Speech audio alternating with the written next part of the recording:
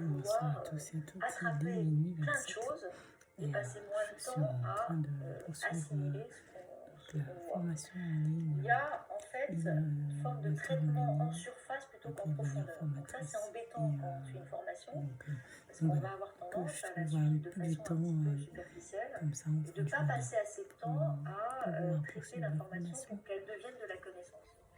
Nous, en tant que formateur, il faut qu'on tienne compte de ces difficultés-là pour pouvoir les contenus des formations qu'on reçoit.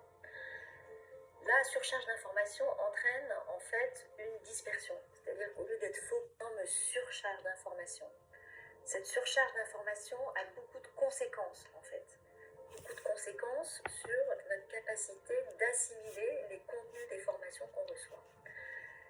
La surcharge d'informations entraîne en fait une dispersion, c'est-à-dire qu'au lieu d'être focus longtemps sur un sujet pour pouvoir l'accueillir, l'assimiler, on a tendance aujourd'hui à vouloir attraper plein de choses et passer moins de temps à assimiler ce qu'on voit. Il y a en fait une forme de traitement en surface plutôt qu'en profondeur. Donc ça, c'est embêtant quand on fait une formation, parce qu'on va avoir tendance à la suivre de façon un petit peu superficielle et de ne pas passer assez de temps à traiter l'information pour qu'elle devienne de la connaissance. Donc nous, en tant que formateurs, il faut qu'on tienne compte de ces difficultés-là pour pouvoir, au moment où on va concevoir, mettre en place tout un ensemble de conseils concrets pour pouvoir rendre notre formation plus impactante. Deuxième chose, en fait, dans ce monde de la dispersion, c'est qu'on a tous envie de savoir, on est tous passionnés d'information, mais on n'est pas tellement d'accord pour apprendre, en fait. C'est-à-dire que aujourd'hui, on a tendance à aller chercher l'information très facilement.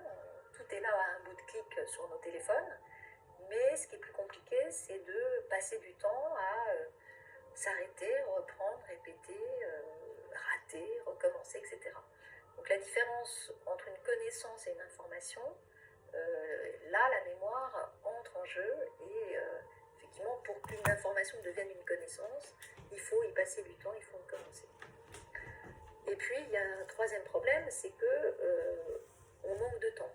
On court après le temps tout le temps. Et du coup, pour qu'une information devienne une connaissance, pour qu'une formation ait de l'impact sur nous et nous change en profondeur, il faut accepter d'y passer du temps. Et là, c'est un vrai challenge parce qu'on a des temps très très très remplis, on passe d'une activité à l'autre extrêmement souvent, et c'est pas favorable pour, encore une fois, l'assimilation de nos formations. Enfin, dernier point, sur cette dispersion, cette surcharge d'informations et ses conséquences, c'est que notre attention est happée par des milliers de choses plus faciles à faire que de s'arrêter pour se former.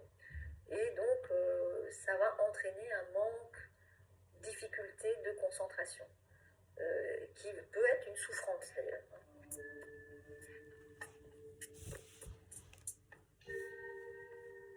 L'attention est happée par des milliers de choses plus facile à faire que de s'arrêter pour se former. Et donc, ça va entraîner un manque, difficulté de concentration, qui peut être une souffrance d'ailleurs.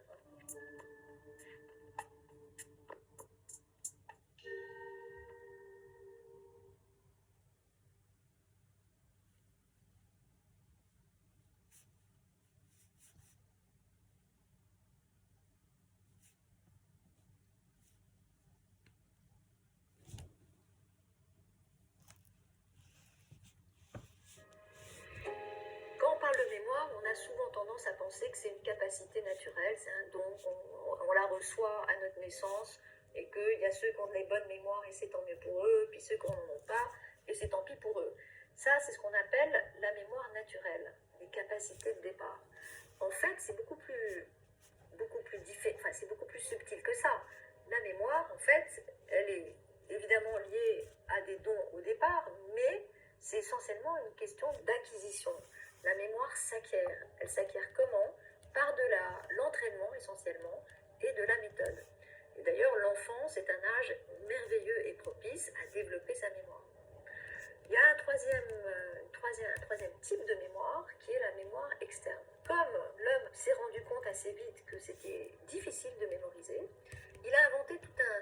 toute une sorte d'instrument, toute une sorte d'outil pour soulager la mémoire interne et mettre à l'extérieur de soi la mémoire. Et aujourd'hui, en fait, l'essentiel de nos mémoires, elles sont à l'extérieur des cerveaux humains.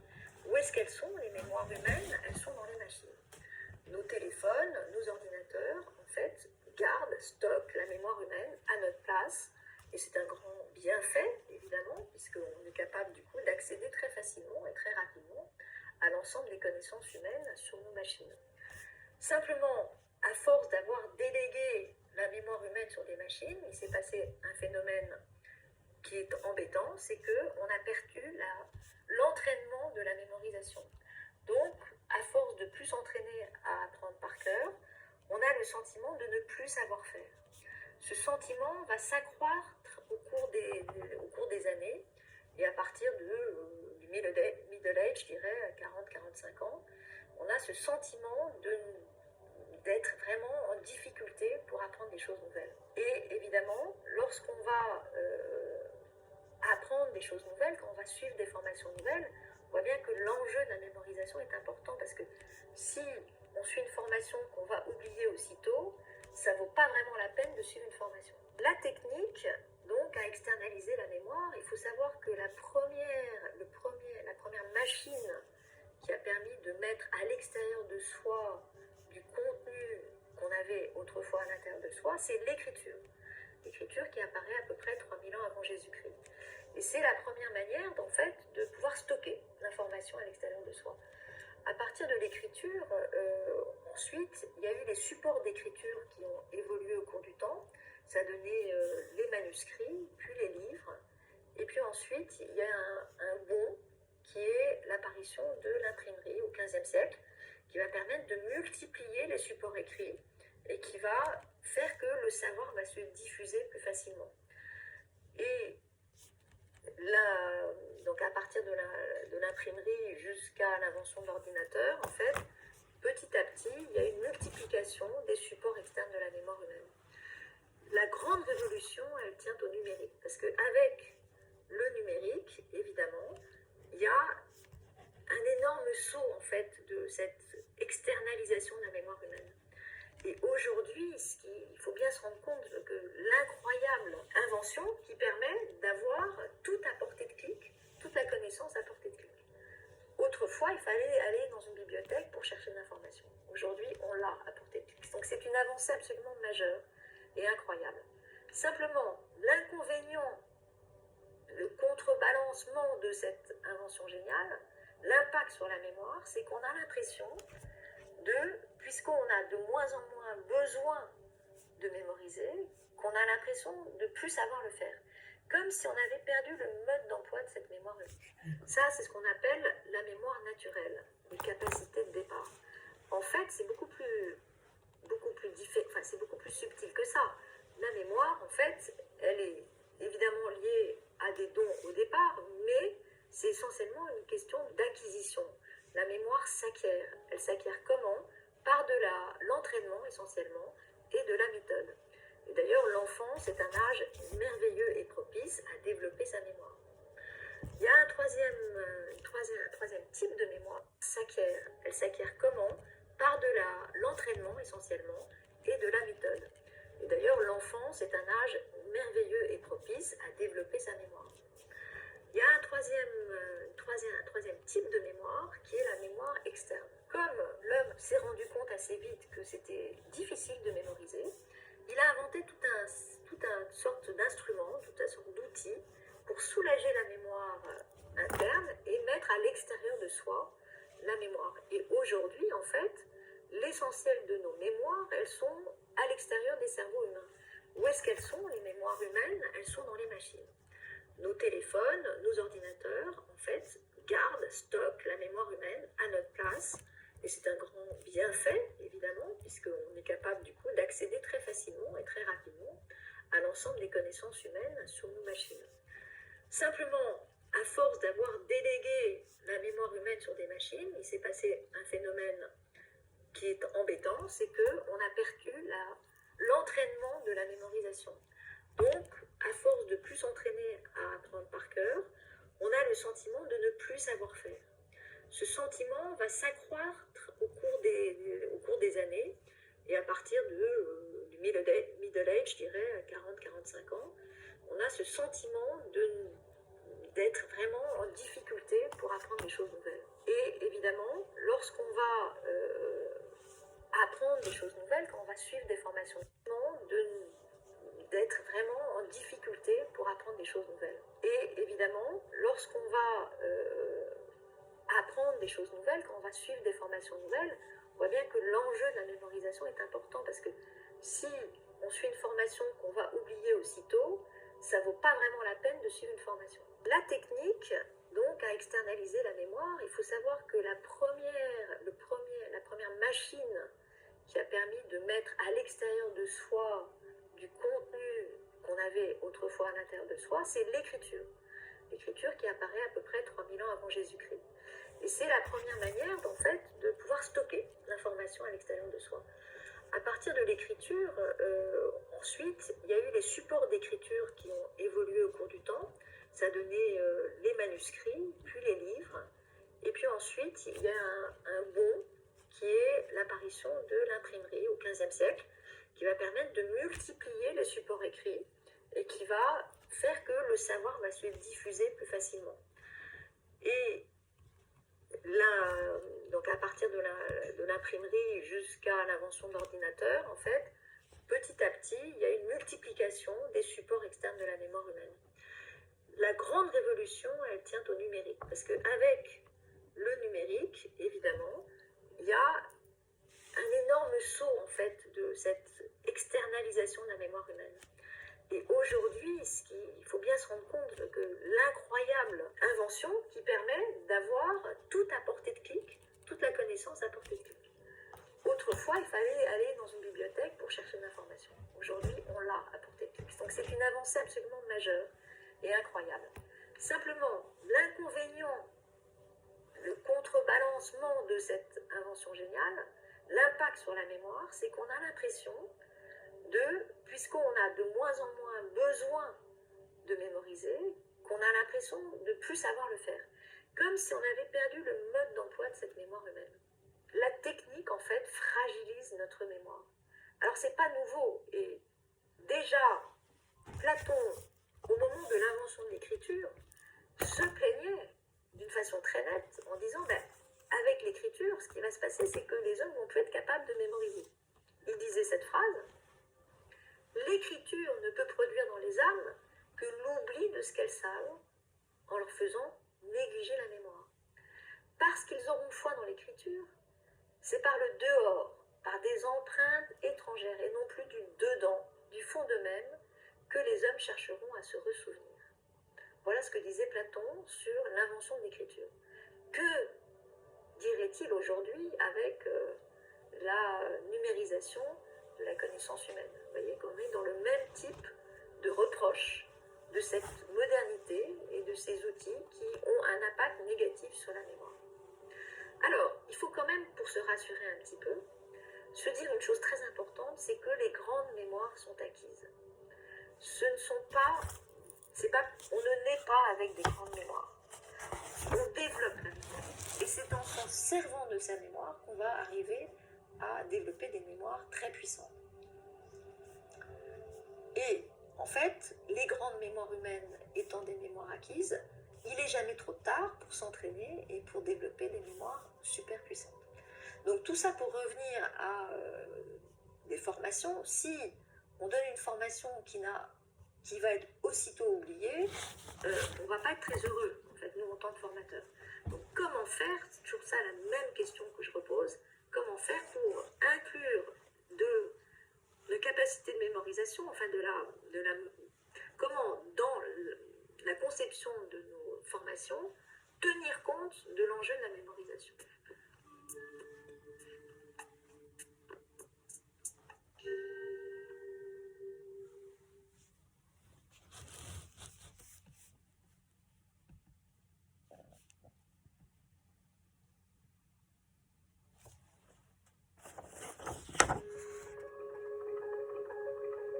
Comment est-ce que le cerveau mémorise? Là, on a vu les trois grands types de mémoire, mémoire acquise, mémoire naturelle et mémoire externe. Je reviens là sur le fonctionnement du cerveau humain quand il mémorise. Et quand il mémorise, le cerveau humain fait toujours trois choses. C'est scientifique, hein, même si ces mots-là, ce sont des mots des neuroscientifiques quand ils parlent de la mémorisation dans le cerveau. Les trois étapes de la mémorisation, c'est 1, l'encodage, 2, le stockage, et 3, la récupération. Pour qu'une information soit retenue par le cerveau, elle doit d'abord être encodée, c'est-à-dire qu'elle doit passer de l'extérieur à l'intérieur par un processus qui est appelé l'encodage. Ensuite, cette information est stockée à l'intérieur du cerveau humain. Il y a différentes structures cérébrales. Ensuite, cette information qui est appelée l'encodage. Ensuite, cette information est stockée à l'intérieur par un processus qui est appelé, c'est-à-dire qu'elle doit passer de l'extérieur à l'intérieur par un processus qui est appelé l'encodage. Ensuite, cette information est stockée à l'intérieur du cerveau humain. Il y a différentes structures cérébrales qui sont particulièrement qui sont particulièrement sollicitées par le stockage. Et enfin, il y a la récupération. La récupération, elle passe par un questionnement. Voilà. Je cherche l'information et donc il y a le cortex préfrontal va interroger à l'intérieur du cerveau, il y a un questionnement qui va se faire et les neurones vont se mettre en effervescence pour aller essayer de récupérer l'information. Le cortex préfrontal va interroger à l'intérieur du cerveau, il y a un questionnement qui va se faire et les neurones vont se mettre en effervescence pour aller essayer de récupérer l'information qui est stockée quelque part dans les milliards de neurones de notre cerveau. Très souvent, on sait qu'on sait, mais c'est comme si on avait perdu la clé du coffre. On a le mot au bout de la langue, mais on n'arrive pas à le retrouver précisément. Ça, ce sont les petits bugs tout à fait normaux la difficulté de récupérer l'information, d'aller la chercher. D'accord ? Le stockage, lui, il y a une structure cérébrale qui s'appelle l'hippocampe, qui est particulièrement sollicitée au moment du stockage de l'information. Dans les maladies dégénératives du cerveau, notamment la fameuse maladie d'Alzheimer, on peut encore encoder, mais on ne peut plus stocker. C'est-à-dire que la structure cérébrale qui permet le stockage de l'information est abîmée, et donc on ne parvient plus à récupérer l'information parce que les traces ne s'impriment pas. C'est comme si c'était effacé aussitôt. L'enjeu, en fait, de la mémorisation, c'est de pouvoir récupérer ce qu'on apprend. Et pour ça, il y a plusieurs méthodes qui permettent de faciliter la mémorisation.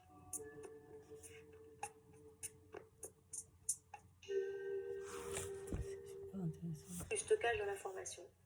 Dans les maladies dégénératives du cerveau, notamment la fameuse maladie d'Alzheimer, on peut encore encoder, mais on ne peut plus stocker. C'est-à-dire que la structure cérébrale qui permet le stockage de l'information est abîmée, et donc on ne parvient plus à récupérer l'information parce que les traces ne s'impriment pas. C'est comme si c'était effacé aussitôt.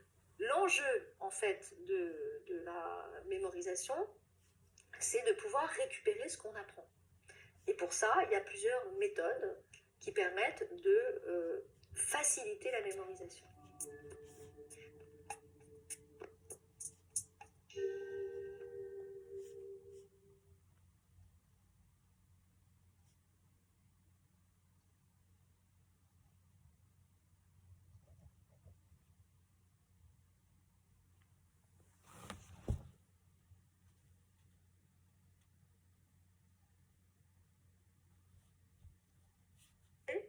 On ne peut plus stocker. C'est-à-dire que la structure cérébrale qui permet le stockage de l'information est abîmée, et donc on ne parvient plus à récupérer l'information parce que les traces ne s'impriment pas. C'est comme si c'était effacé aussitôt.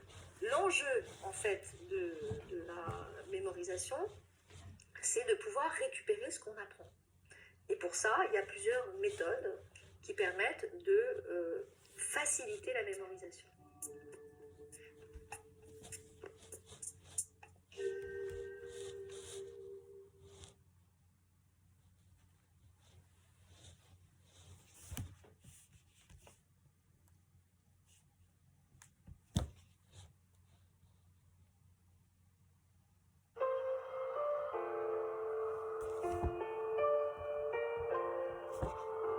Maintenant, le système cérébral qui parle de la mémoire, c'est un système complexe et il a fallu des années aux chercheurs pour comprendre comment ça marche dans la mémoire cérébrale. En fait, il y a déjà deux grands systèmes de mémoire, la mémoire à court terme et la mémoire à long terme. Quand une information arrive à notre cerveau, elle passe d'abord par un premier sas qui est la mémoire à court terme. Cette mémoire à court terme est aussi appelée mémoire de travail. L'information va toujours rentrer par cette porte-là de la mémoire à court terme. Ensuite, il y aura transfert dans la mémoire à long terme. Transfert ou pas. Il y aura soit transfert, soit oubli. Mais avant de passer dans la mémoire à long terme, cette mémoire à court terme est aussi appelée mémoire de travail. L'information va toujours rentrer par cette porte-là de la mémoire à court terme. Ensuite, il y aura transfert dans la mémoire à long terme. Transfert ou pas. Il y aura soit transfert, soit oubli. Mais avant de passer dans la mémoire à long terme, l'information va toujours passer par cette mémoire à court terme ou mémoire de travail. La particularité de cette mémoire à court terme ou de travail, c'est précisément qu'elle n'est pas faite pour retenir à long terme. Elle va se vider extrêmement vite et elle n'est pas capable de retenir plus de 7 informations différentes. C'est celle qu'on utilise par exemple quand on nous donne un numéro de téléphone qu'on va pouvoir retenir pendant quelques secondes ou quelques minutes avant de l'oublier. L'enjeu évidemment quand on a une formation, c'est de la faire passer de la mémoire à court terme à la mémoire à long terme.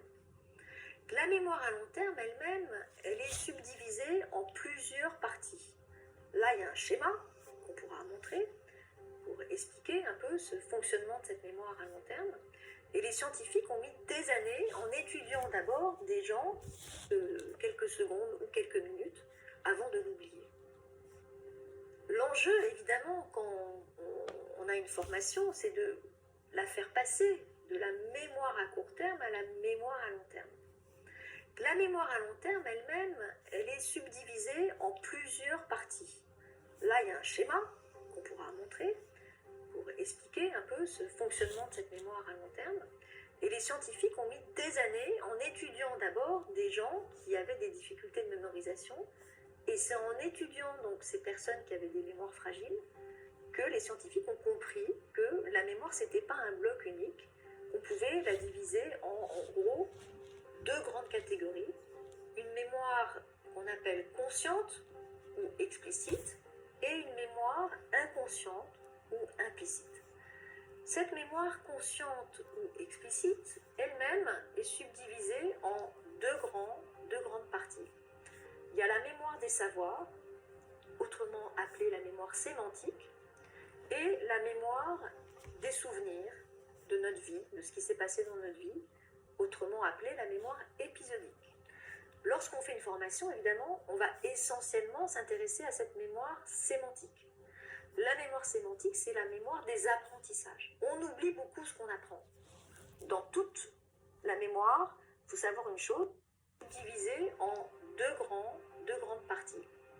Il y a la mémoire des savoirs, autrement appelée la mémoire sémantique, et la mémoire des souvenirs. Une mémoire qu'on appelle consciente ou explicite, et une mémoire inconsciente ou implicite. Cette mémoire consciente ou explicite, elle-même, est subdivisée en deux grandes parties. Il y a la mémoire des savoirs, autrement appelée la mémoire sémantique, et la mémoire des souvenirs de notre vie, de ce qui s'est passé dans notre vie, autrement appelée la mémoire épisodique. Lorsqu'on fait une formation, évidemment, on va essentiellement s'intéresser à cette mémoire sémantique. La mémoire sémantique, c'est la mémoire des apprentissages. On oublie beaucoup ce qu'on apprend. Dans toute la mémoire, il faut savoir une chose, c'est que l'oubli est fait intrinsèquement partie de la mémoire. Des souvenirs.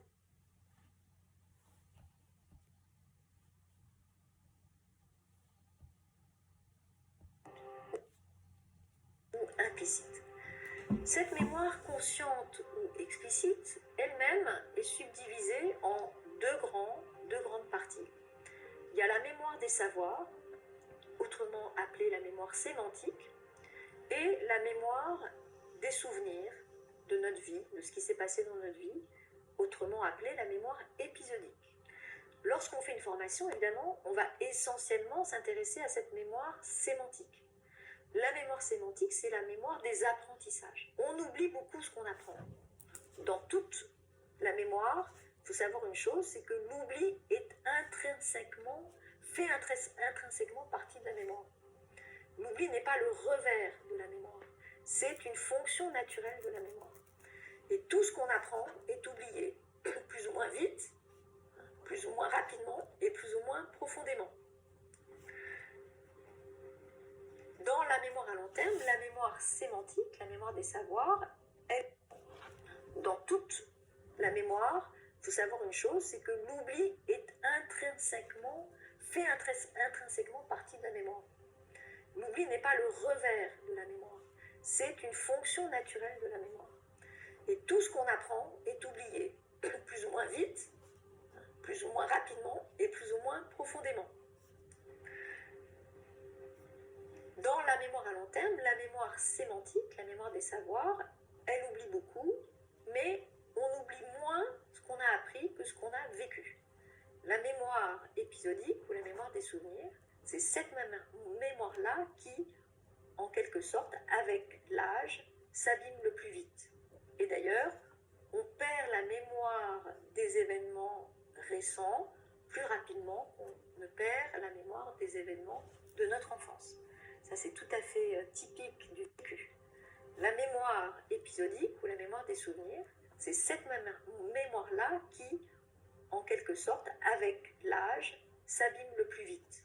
Et d'ailleurs, on perd la mémoire des événements récents plus rapidement qu'on ne perd la mémoire des événements de notre enfance. Ça, c'est tout à fait typique du vieillissement. Les personnes âgées qui perdent un peu la mémoire, elles se souviennent très bien de ce qu'elles ont fait quand elles avaient vécu. La mémoire épisodique ou la mémoire des souvenirs, c'est cette mémoire-là qui, en quelque sorte, avec l'âge, s'abîme le plus vite. Et d'ailleurs, on perd la mémoire des événements récents plus rapidement qu'on ne perd la mémoire des événements de notre enfance. Ça, c'est tout à fait typique du vieillissement. Les personnes âgées qui perdent un peu la mémoire, elles se souviennent très bien de ce qu'elles ont fait quand elles avaient 8 ou 10 ans, et pas du tout de ce qu'elles ont fait la semaine dernière, ou hier, ou avant-hier. La mémoire implicite, c'est la mémoire la plus durable. En fait, c'est très paradoxal, parce qu'on se souvient mieux de ce à quoi on ne fait pas particulièrement attention. C'est quand même mystérieux, c'est pas vraiment qu'on ne perd la mémoire des événements de notre enfance. Ça, c'est tout à fait typique du vieillissement.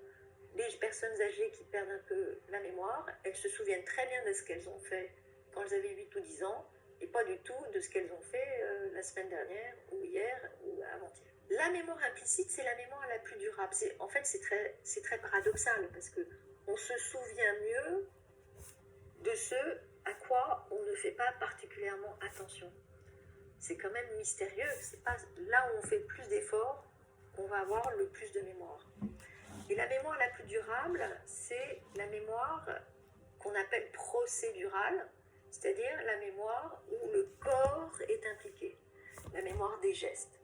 Vous avez 8 ou 10 ans, et pas du tout de ce qu'elles ont fait la semaine dernière, ou hier, ou avant-hier. La mémoire implicite, c'est la mémoire la plus durable. En fait, c'est très paradoxal, parce qu'on se souvient mieux de ce à quoi on ne fait pas particulièrement attention. C'est quand même mystérieux, c'est pas là où on fait le plus d'efforts qu'on va avoir le plus de mémoire.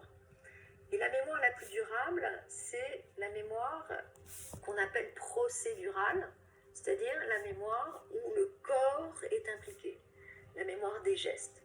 Ce sont des apprentissages longs, vous avez 8 ou 10 ans, et pas du tout de ce qu'elles ont fait la semaine dernière, ou hier, ou avant-hier. La mémoire implicite, c'est la mémoire la plus durable. En fait, c'est très paradoxal, parce qu'on se souvient mieux de ce à quoi on ne fait pas particulièrement attention. C'est quand même mystérieux, c'est pas là où on fait plus d'efforts qu'on va avoir le plus de mémoire. Et la mémoire la plus durable, c'est la mémoire qu'on appelle procédurale, c'est-à-dire la mémoire où le corps est impliqué, la mémoire des gestes. Ce sont des apprentissages longs, en général relativement fastidieux. Je pense par exemple à l'apprentissage de la conduite automobile, ou d'un sport, très paradoxal, parce qu'on se souvient mieux de ce à quoi on ne fait pas particulièrement attention. C'est quand même mystérieux, c'est pas là où on fait plus d'efforts qu'on va avoir le plus de mémoire. Et la mémoire la plus durable, c'est la mémoire qu'on appelle procédurale, c'est-à-dire la mémoire où le corps est impliqué, la mémoire des gestes. Ce sont des apprentissages longs, en général relativement fastidieux. Je pense par exemple à l'apprentissage de la conduite automobile, ou d'un sport, apprendre à jouer au tennis, ou à nager, ou à faire du vélo, ou du ski, ou de la musique.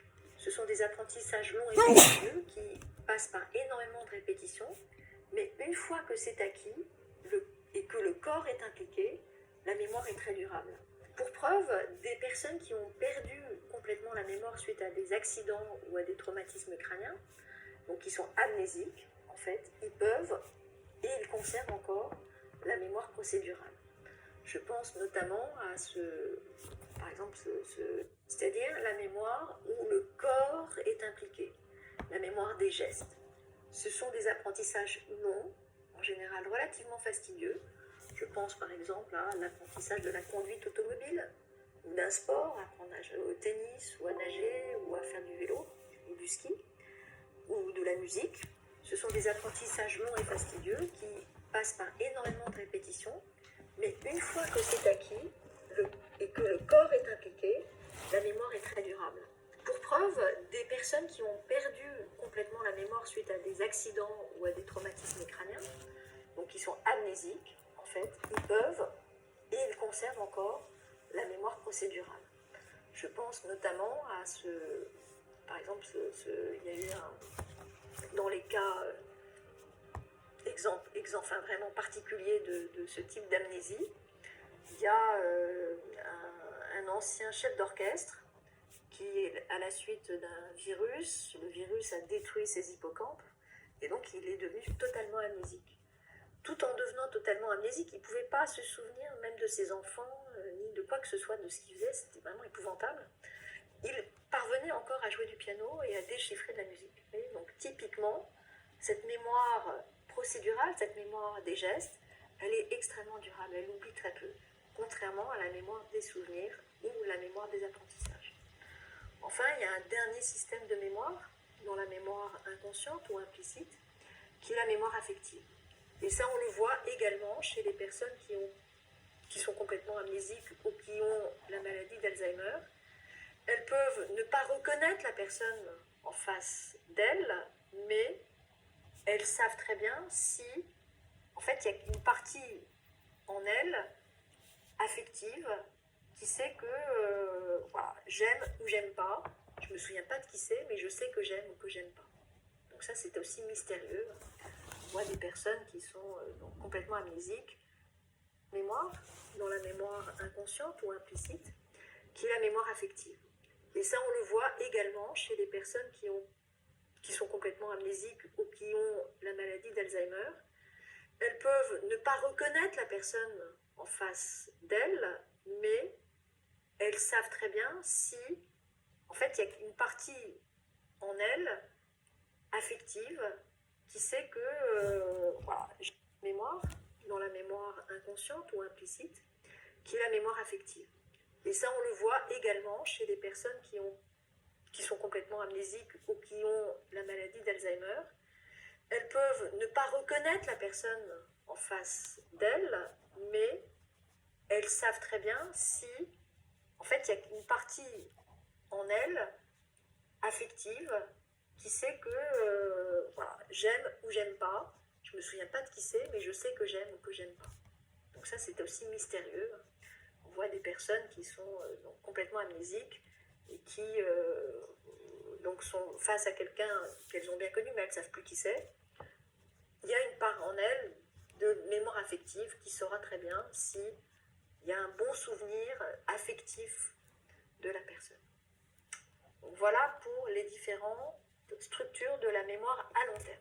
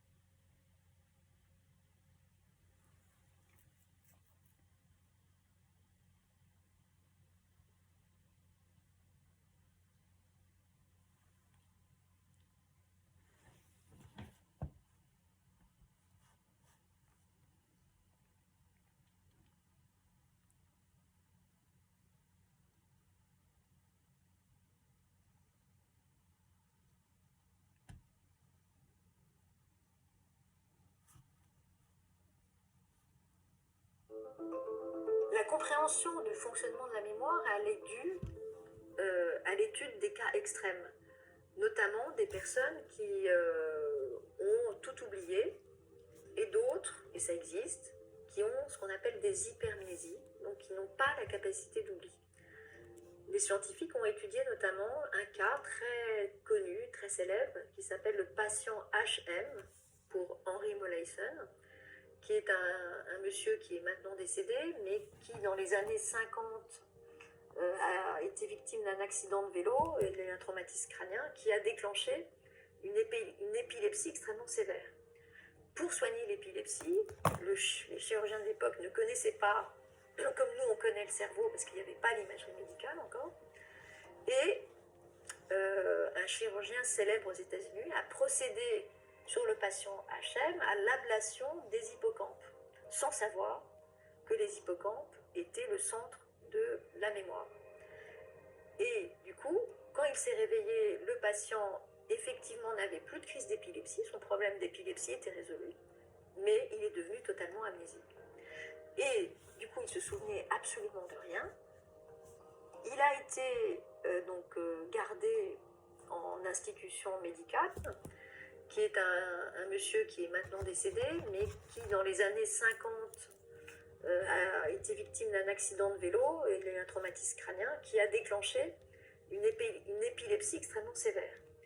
Pour soigner l'épilepsie, les chirurgiens de l'époque ne connaissaient pas, comme nous on connaît le cerveau, parce qu'il n'y avait pas l'imagerie médicale encore, et un chirurgien célèbre aux États-Unis a procédé sur le patient HM à l'ablation des hippocampes, sans savoir que les hippocampes étaient le centre de la mémoire.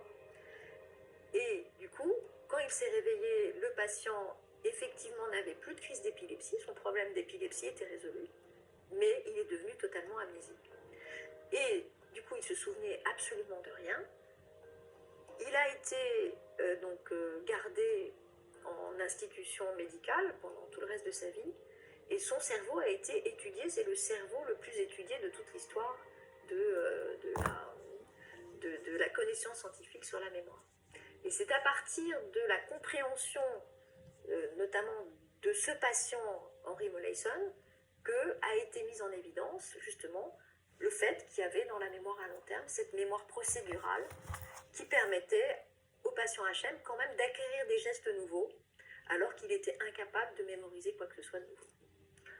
Autre cas célèbre qui est d'ailleurs qui a inspiré un personnage d'un film qui s'appelle donc le personnage s'appelle King Peak, et c'est Dustin Hoffman qui a joué ce personnage dans un film des années 80, je crois, ou 90, qui s'appelle Rain Man, où c'est l'histoire d'un gars qui a une mémoire prodigieuse qui permet donc à son frère de gagner au casino. Donc ça, c'est l'histoire de Rain Man, inspirée d'un personnage qui a existé, qui est mort il y a quelques années aussi, qui s'appelait King Peak.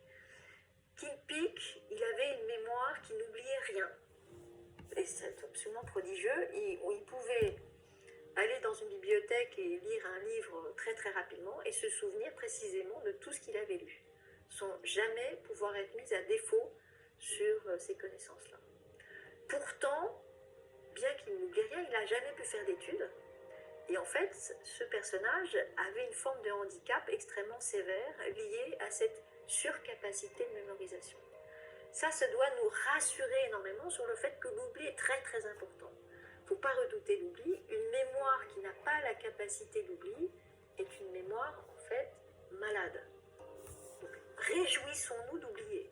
Parce que quand on ne peut pas oublier, quand on a perdu cette capacité d'oubli, eh bien on est confronté à une difficulté qui est qu'on ne peut plus hiérarchiser l'information. Et donc on ne peut plus apprendre. Et on ne peut plus restituer une information parce qu'on est incapable de savoir ce qui est le plus important de ce qui est le moins important. Cette hypermnésie est une forme de handicap.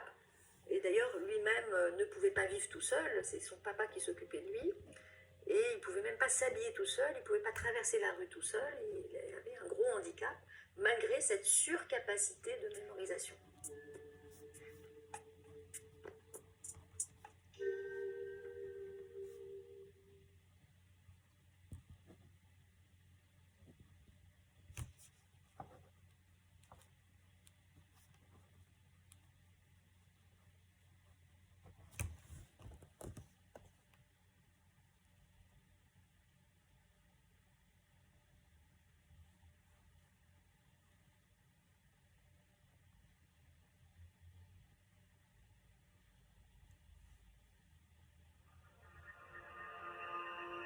La question qui se pose aujourd'hui, on va faire peut-être deux petites questions pour savoir ce que vous avez retenu de ce que vous avez appris dans votre jeunesse.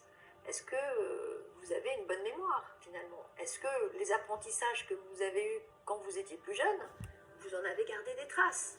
Et même chose, est-ce que vous vous souvenez de ce que vous avez fait dans votre passé récent? Donc pour se prendre conscience en fait que l'oubli est complètement en nous, autant que la mémoire peut-être, je peux peut-être poser une petite question par exemple, est-ce que vous êtes capable, comme ça spontanément, de me donner les dates du Moyen-Âge? Le Moyen-Âge, ça commence quand et ça finit quand? Je vous laisse quelques secondes pour réfléchir. Alors peut-être que ça va revenir, peut-être que ça ne va pas revenir du tout.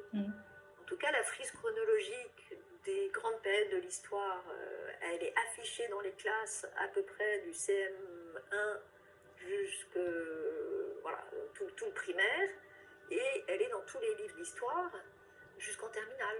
Donc c'est typiquement une connaissance qui a été, en tout cas, mise sous nos yeux pendant toutes nos études, et on se rend compte que finalement, probablement, on ne sait pas.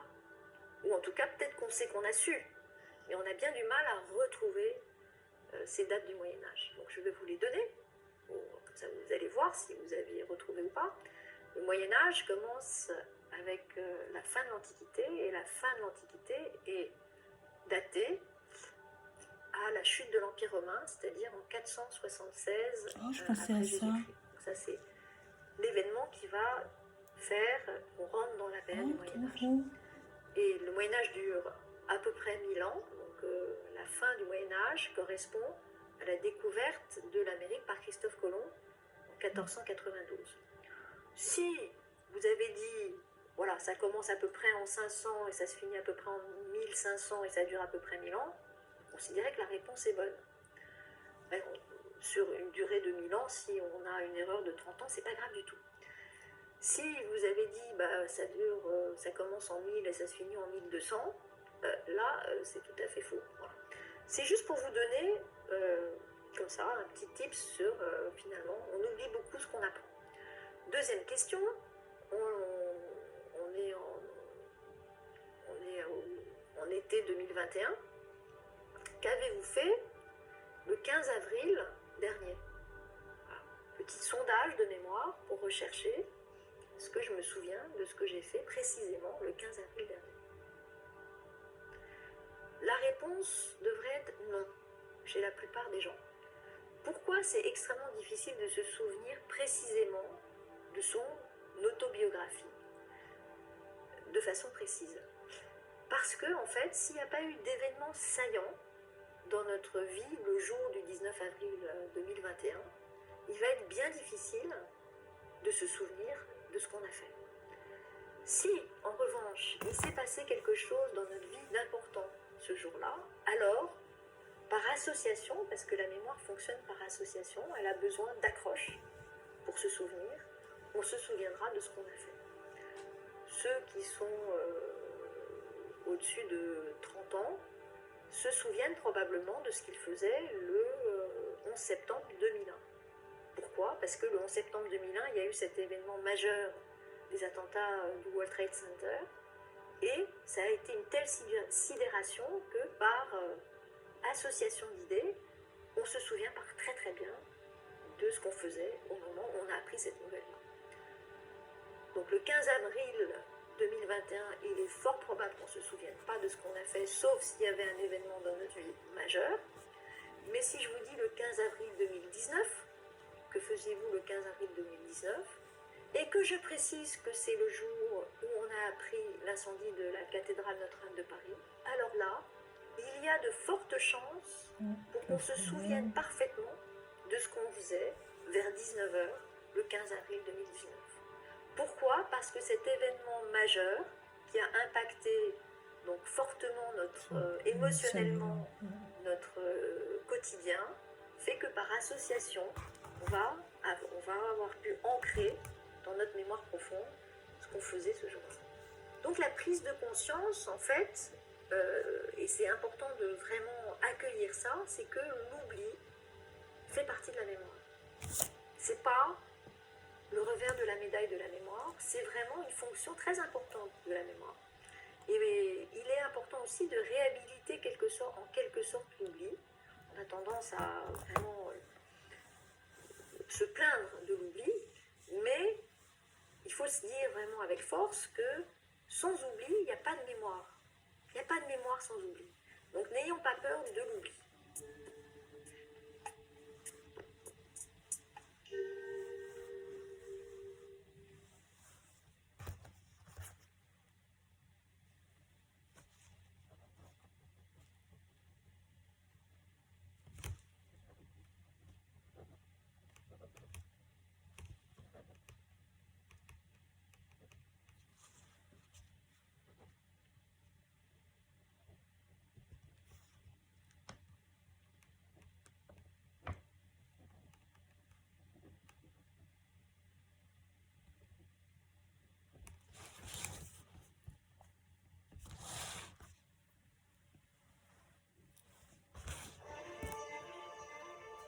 Est normal, non seulement il est normal, mais il est nécessaire.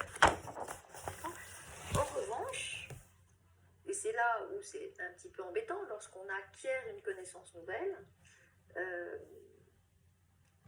il est bon de savoir à quelle vitesse on va l'oublier. Pour pouvoir ensuite contrer l'oubli par le travail et la réactivation des connaissances. À la fin du 19e siècle, il y a un professeur qui s'appelait le professeur Ebbinghaus qui a mis en avant ce qu'on appelle la courbe de l'oubli. Donc c'est la première fois que a été finalement dessinée en quelque sorte la manière avec laquelle on oubliait. La courbe de l'oubli dit que à la fin du 19e siècle, il y a un professeur qui s'appelait le professeur Ebbinghaus qui a mis en avant ce qu'on appelle la courbe de l'oubli. Donc c'est la première fois que a été finalement dessinée en quelque sorte la manière avec laquelle on oubliait. La courbe de l'oubli dit que une information, non seulement elle est oubliée presque complètement, mais elle est oubliée très vite. C'est-à-dire que je vais suivre une formation un lundi, passionnante, et c'est là où c'est un petit peu embêtant, lorsqu'on acquiert une connaissance nouvelle, il est bon de savoir à quelle vitesse on va l'oublier, pour pouvoir ensuite contrer l'oubli par le travail et la réactivation des connaissances. À la fin du 19e siècle, il y a un professeur qui s'appelait le professeur Ebbinghaus qui a mis en avant ce qu'on appelle la courbe de l'oubli. Donc c'est la première fois que a été finalement dessinée en quelque sorte la manière avec laquelle on oubliait. La courbe de l'oubli dit que une information, non seulement elle est oubliée presque complètement, mais elle est oubliée très vite. C'est-à-dire que je vais suivre une formation un lundi, passionnante, et bien si je ne fais rien, si je ne réactive pas ce que j'ai vu dans cette formation, je vais commencer à l'oublier le lendemain, et au bout de quelques jours, je l'aurai oublié à 80%, voire à 90%. Très rapidement, je vais oublier, c'est la pente naturelle de la mémoire, des choses nouvelles, c'est l'oubli. Non seulement on oublie beaucoup, mais on oublie très vite. C'est-à-dire que la pente de la courbe de l'oubli, elle est forte. Ce serait l'équivalent d'une piste noire au ski. D'accord ? Si je savais déjà quelque chose sur le sujet de la formation, alors au lieu d'avoir une pente noire, je vais avoir une pente rouge ou une pente verte. Donc, elle va toujours tendre vers l'oubli, mais on va y tendre avec une pente plus douce, on va oublier moins rapidement. Alors la courbe de l'oubli, elle est un petit peu décourageante, parce qu'on dit à quoi bon apprendre, puisque de toute façon je vais oublier. Est-ce qu'il y a un moyen de contrer l'oubli ? Ben oui, bien sûr, il y a un moyen de contrer l'oubli. Et ce moyen de contrer l'oubli, c'est évidemment le travail. Et c'est pour ça qu'une formation qui est donnée doit être ensuite travaillée de façon à pouvoir laisser une trace. Quelles sont les conditions de l'oubli ? C'est-à-dire qu'il y a des choses qu'on oublie moins que d'autres. Et il y a une façon d'oublier plus rapide qu'une autre. Comment oublie-t-on ? La loi générale, c'est qu'on va oublier beaucoup et vite.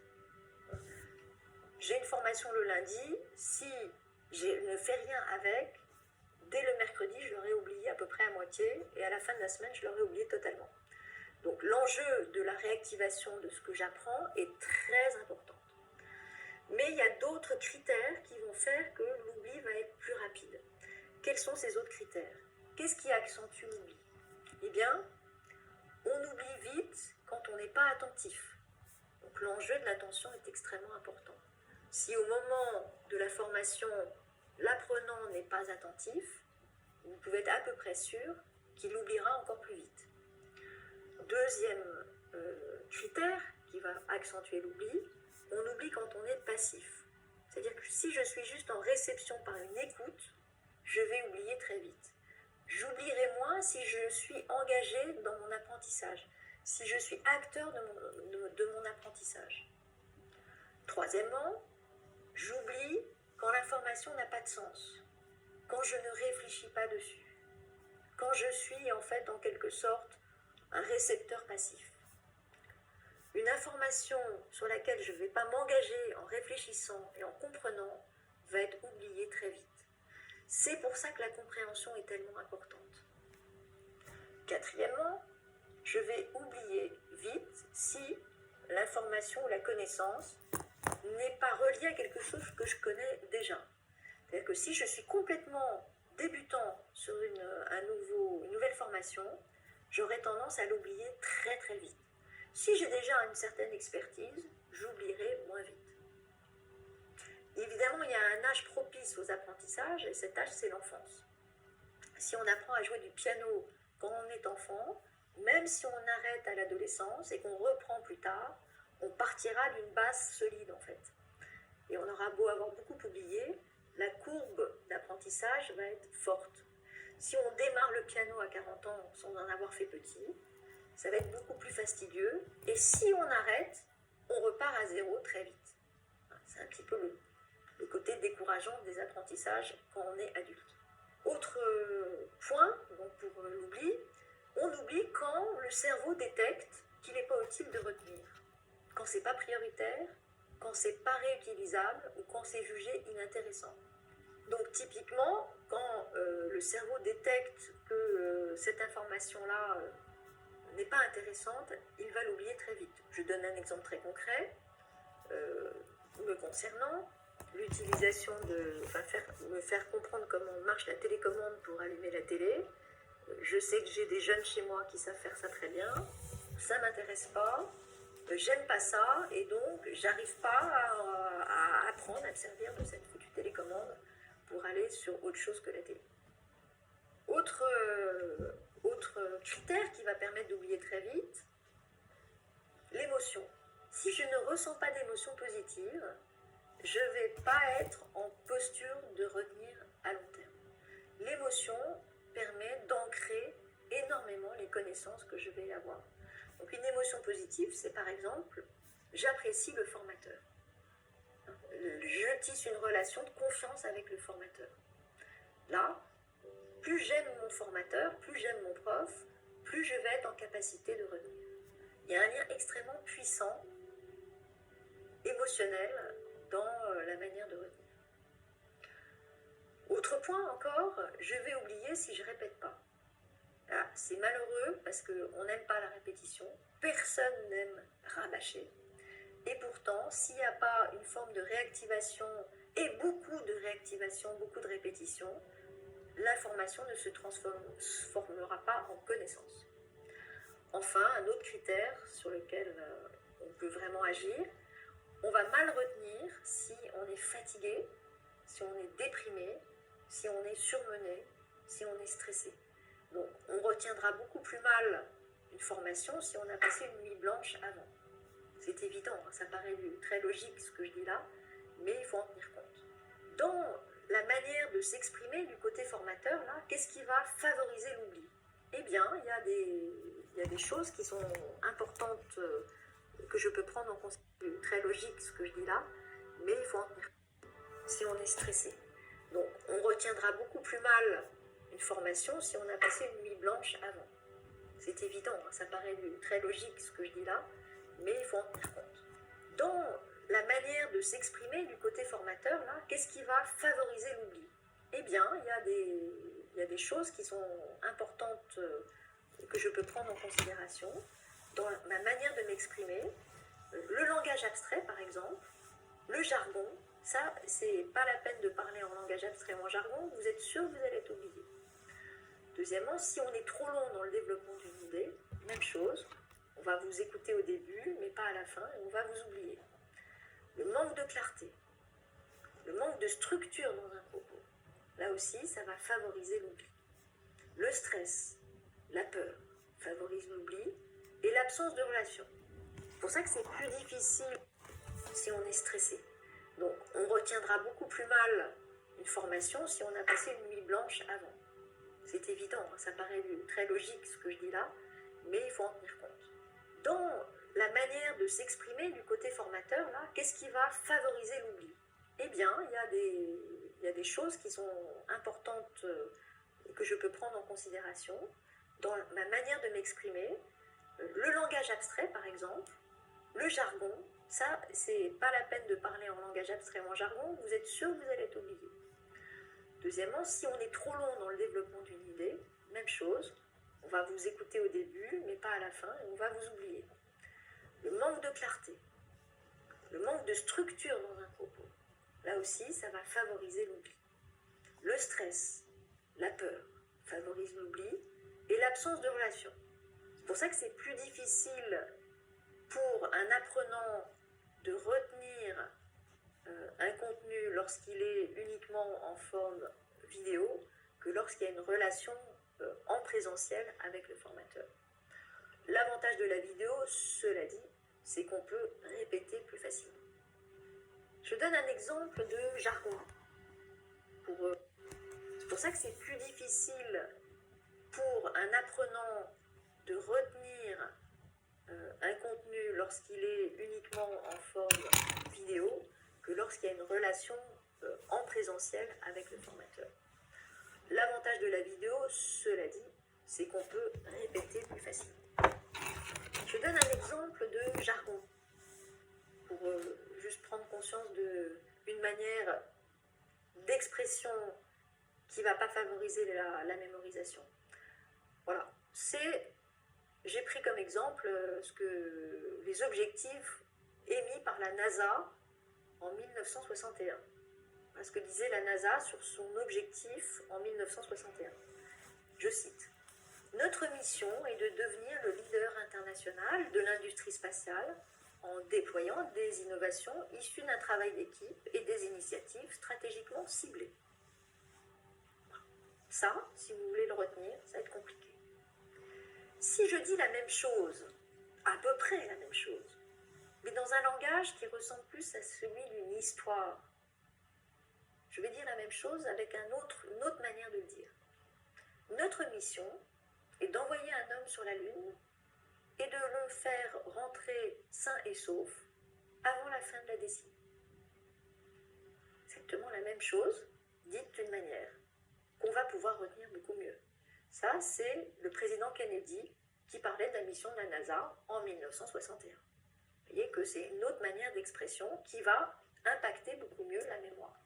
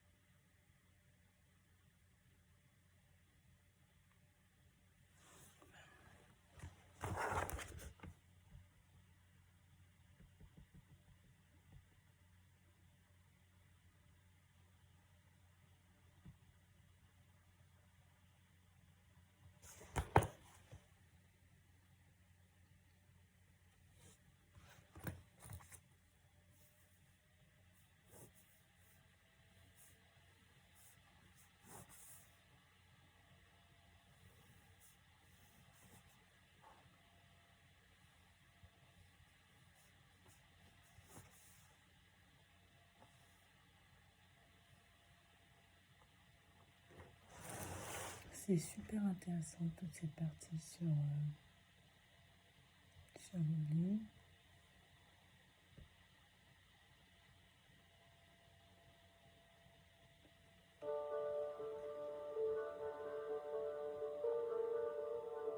Je crois que c'est des sujets, non, je ne suis pas sûre qu'on en parle autant, mais pourquoi on les intègre chez Walter à une formation de formateur? Parce qu'il me semble que c'est des sujets extrêmement importants et qui sont peut-être pas jugés de cette importance-là par le commun des mortels. Pourquoi? Parce qu'aujourd'hui, le monde a beaucoup évolué et on est face à un monde extrêmement surchargé en informations et en possibilité de faire des choses. On a des outils merveilleux qui nous permettent d'avoir une illusion d'être capable de faire plusieurs choses à la fois. Or, cognitivement, en fait, c'est un peu un leurre. Et donc, il faut être capable d'utiliser son cerveau, ses capacités, de la manière dont elles sont faites. Et elles ne sont pas faites, par exemple, pour faire 3 choses à la fois. Elles sont faites pour traiter en profondeur une chose après l'autre. Et ça, il y a des moyens de réhabiliter, en fait, cette faculté de mémorisation qui est tellement importante et très mise à mal par la manière moderne de vie. Et l'attention, c'est pareil, c'est peut-être même pire, puisque on est sans arrêt happé par des activités plaisantes et peu nourrissantes. Et si on arrive à mieux réguler son attention et à savoir se concentrer, eh bien on peut faire plus de choses. Et surtout, il y a derrière une capacité, cette capacité de concentration, un enjeu de bonheur Parce que si on arrive à faire des choses de manière concentrée et durable, ça rend particulièrement heureux. Donc c'est un peu pour ça que je me bats et que j'essaye de défendre ces capacités cognitives qui sont tellement mises à mal par notre monde moderne. Pour la mémorisation, je dirais que l'entraînement, il peut se faire sur des méthodes de mémorisation. Là, j'ai pas pu en parler parce que c'était pas le... Je crois que c'est des sujets... Non, je suis pas sûre qu'on en parle autant, mais pourquoi on les intègre chez Walter à une formation de formateur? Parce qu'il me semble que c'est des sujets extrêmement importants et qui sont peut-être pas jugés de cette importance-là par le commun des mortels. Pourquoi? Parce qu'aujourd'hui, le monde a beaucoup évolué et on est face à un monde extrêmement surchargé en informations et en possibilité de faire des choses. On a des outils merveilleux qui nous permettent d'avoir une illusion d'être capable de faire plusieurs choses à la fois. Or, des sujets... Non, je ne suis pas sûre qu'on en parle autant, mais pourquoi on les intègre chez Walter à une formation de formateur? Parce qu'il me semble que c'est des sujets extrêmement importants et qui sont peut-être pas jugés de cette importance-là par le commun des mortels. Pourquoi? Parce qu'aujourd'hui, le monde a beaucoup évolué et on est face à un monde extrêmement surchargé en informations et en possibilité de faire des choses. On a des outils merveilleux qui nous permettent d'avoir une illusion d'être capable de faire plusieurs choses à la fois. Or, cognitivement, en fait, c'est un peu un leurre. Et donc, il faut être capable d'utiliser son cerveau, ses capacités, de la manière dont elles sont faites. Et elles ne sont pas faites, par exemple, pour faire 3 choses à la fois. Elles sont faites pour traiter en profondeur une chose après l'autre. Et ça, il y a des moyens de réhabiliter, en fait, cette faculté de mémorisation qui est tellement importante et très mise à mal par la manière moderne de vie. Et l'attention, c'est pareil, c'est peut-être même pire, puisque on est sans arrêt happé par des activités plaisantes et peu nourrissantes. Et si on arrive à mieux réguler son attention et à savoir se concentrer, eh bien, on peut faire plus de choses. Et surtout, il y a derrière une capacité, cette capacité de concentration, un enjeu de bonheur. Parce que si on arrive à faire des choses de manière concentrée et durable, ça rend particulièrement heureux. Donc c'est un peu pour ça que je me bats et que j'essaye de défendre ces capacités cognitives qui sont tellement mises à mal par notre monde moderne. Pour la mémorisation, je dirais que l'entraînement, il peut se faire sur des méthodes de mémorisation. Là, j'ai pas pu en parler parce que c'était pas le sujet de la formation. Il y a des méthodes qui existent et qui sont très puissantes, et qui sont plutôt amusantes à appliquer. Et donc, utiliser ces méthodes pour apprendre des notions de culture générale sur lesquelles on aimerait bien se déployer et qu'on a du mal à faire, ça oui. Et puis, une autre manière de développer vraiment, avec beaucoup de joie, cette mémorisation, cette capacité de mémorisation, c'est tout simplement d'apprendre des poésies, ou des chansons, ou des textes, ou des pièces de théâtre. Ça, c'est merveilleux parce que ça développe énormément la mémoire de façon intéressante.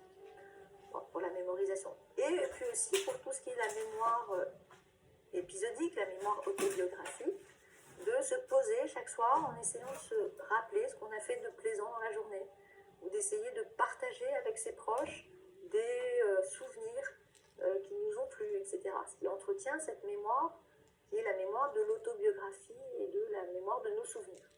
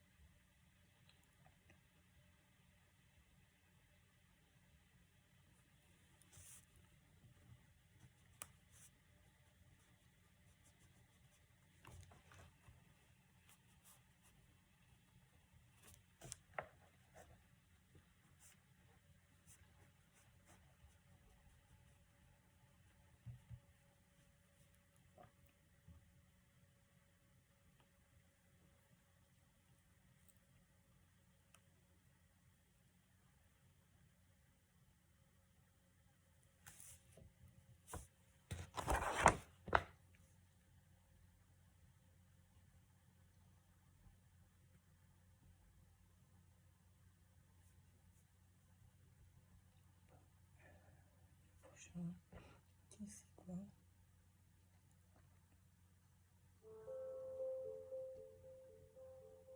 Donc on vient de voir ce qui favorisait l'oubli. Je reprends, c'est toujours bon de répéter. Le langage abstrait, le jargon, quand c'est trop long, quand ça manque de clarté, de structure, quand on engendre du stress ou de la peur, et l'absence de... Alors, je vais poursuivre demain parce que en fait c'est un gros sujet, celui de la mémoire.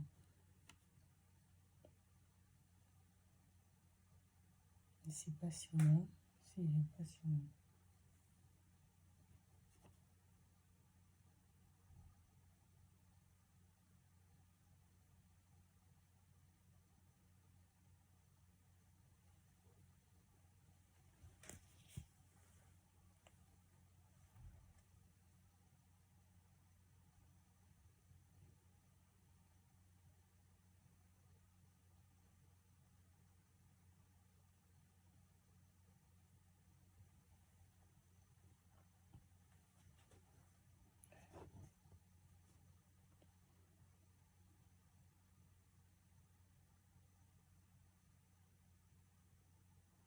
Il faudra que j'arrive à accorder à peu près 3 à 4 heures par jour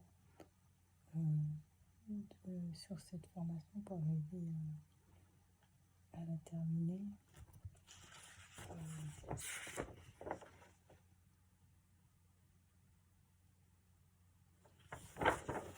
Et je prends un temps pour faire mes mots-clés.